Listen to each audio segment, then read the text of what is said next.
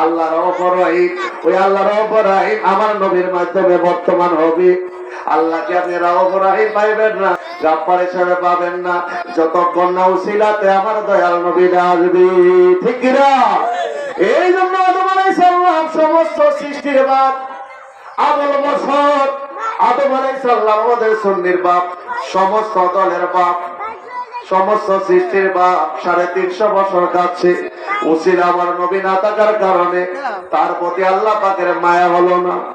350 বছর যাওয়ার পরে আল্লাহর মায়া হলো। কারণ কি? যখন আকাশের পায়ের দিকে তাকাইলো, লেখা দেখতে পাইল লা ইলাহা ইল্লাল্লাহু মুহাম্মাদুর রাসূলুল্লাহ।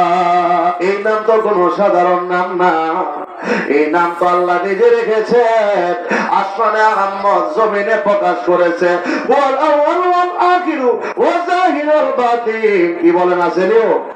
আওয়ালে আখিরে নবী মুহাম্মদ, যাহিরে বাতিনে নবী মুহাম্মদ। ওই নবী কখন জাহের?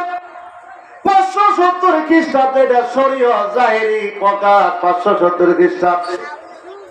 আর হাকিকি প্রকাশ, হাকিকি সৃষ্টি তখন আল্লাহ ছিল প্রথমে, নাই ছিল কোন সকা। তখন আল্লাহ প্রকাশ হইতে চায়। ঠিক কিনা? আমার মুর্শিদ কেবলা জীবন ভর আমার নবীর গুণগান কেন করছেন?